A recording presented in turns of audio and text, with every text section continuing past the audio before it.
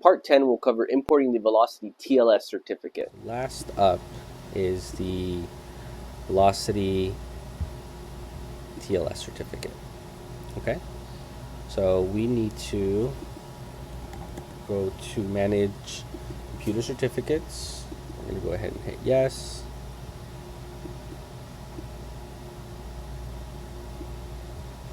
And here we'll go ahead and go to personal certificates, and we've got the default velocity TLS certificate that was created on the target machine.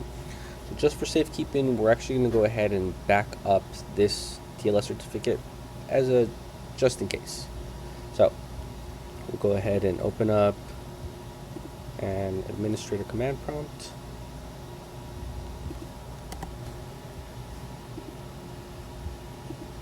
So in this administrator command prompt, we'll go ahead and cd into our velocity directory.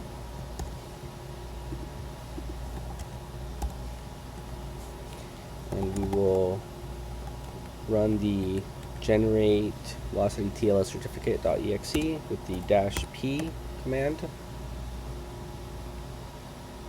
As before, we've got our password, so that will let us head over to the program data directory, Identiv, velocity, sort by date modified, and we'll get the password provided. We'll go ahead and copy that.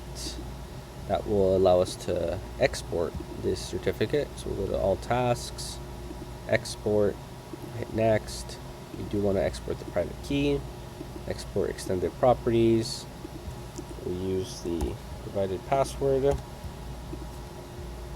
And we'll go ahead and just save this to the desktop as velocity TLS. Hit save and finish. Okay, so we've successfully exported the velocity TLS certificate. We're going to go ahead and replace this with the one from the production server. So we're going to right click and we are going to delete. It's going to say yes. Alright, so now we can import a new certificate. So we're going to go ahead and browse to it. It's going to be in our migration files directory. Go ahead and say all files here, and we'll locate the velocity TLS.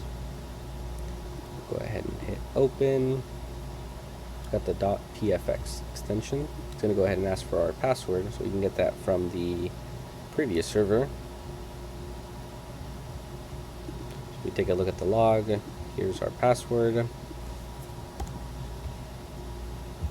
Make sure we're not copying any spaces. So we can paste that in there.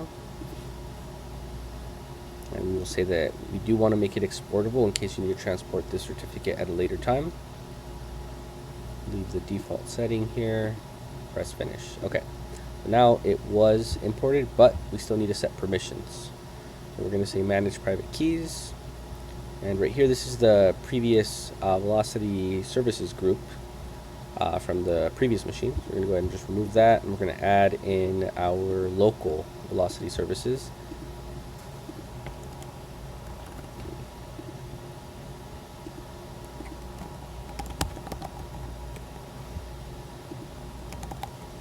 We'll go ahead and add the local velocity services account, and we will give them full control. Thank you for watching. This has been Eduardo, helping you keep your world verified.